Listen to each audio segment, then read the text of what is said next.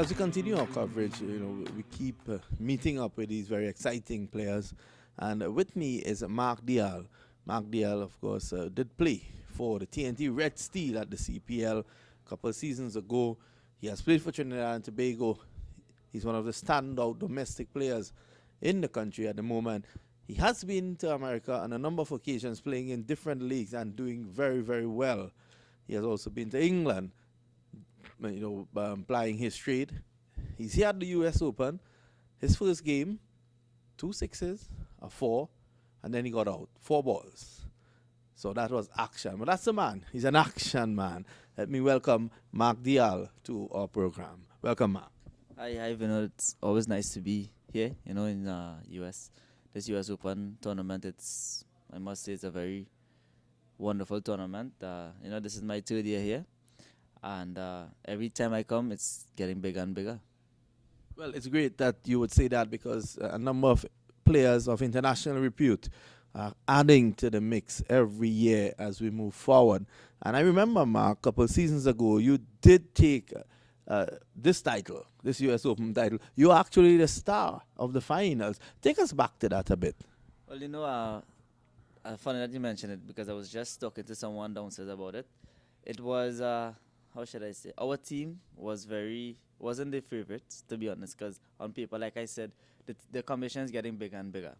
And that year had a number of stars. And our team, on paper, wasn't as star-studded as, it should have been. But at the end of the day, cricket isn't played on by name. I always believe cricket is played on the day.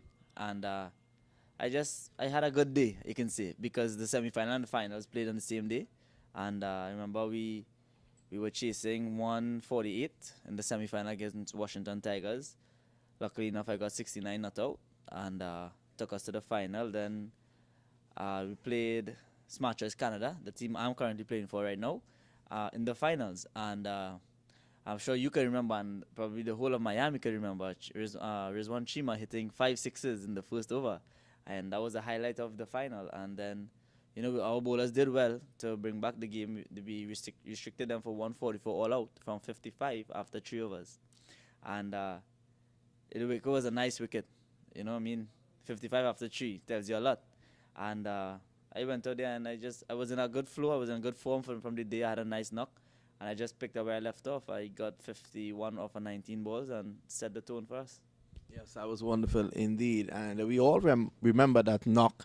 White balls were flying all over the park here at Central Broward. Tell us a bit now, Mark, what's the situation with your career?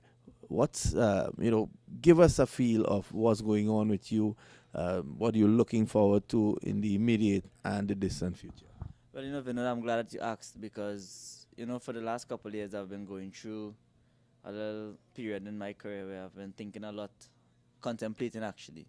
I made Trinidad the first-class team, I made Red Steel team, and I even played in the List A cricket 50-over competition for CCC, all at 21 years, right? When I was 21. And then I decided to, not stop cricket, but put it on a little hold.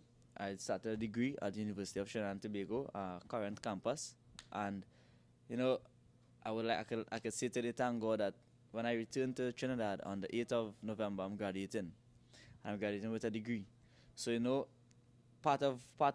one part of my life is done. I can say that, I never want to forego my academics for cricket. I always want to try to balance the both. And, I'm 24 now, and I have a degree in my hand. So now I have my whole career ahead of me. I'm already into the system.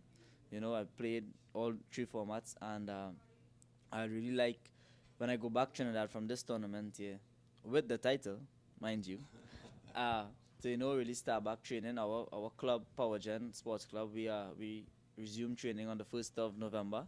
So these 2 months for me is very critical because we have the Super 50 coming up for Trinidad, and I would like to.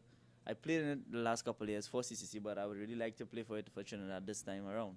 And I will use these 2 couple months to really push hard, train as hard and best as I can, and try to get back myself on track, because I won't say I'm lost. I have lost my way, but I've taken a different route. And, There are many routes to one destination. So I'm trying to get back onto the right route to my destination, my goal, which is to play for Trinidad and Tobago. And recently I've returned from Canada, started opening the batting there, opening back the batting, and it's proven dividends for me.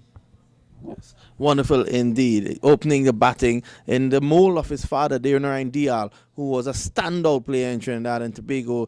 He holds the record for the highest score in domestic cricket, which is a triple century. And he has scored the most centuries in domestic cricket. That's DEYAL. I want to thank you for joining us, Mark, and I want to wish you all the best.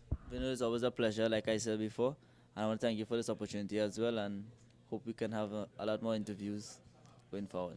Sure. You've heard it there from Mark DEYAL. Congratulations to him on his degree, on his graduation. And it's always wonderful to see cricketers marry academics and, of course, cricket in one pot.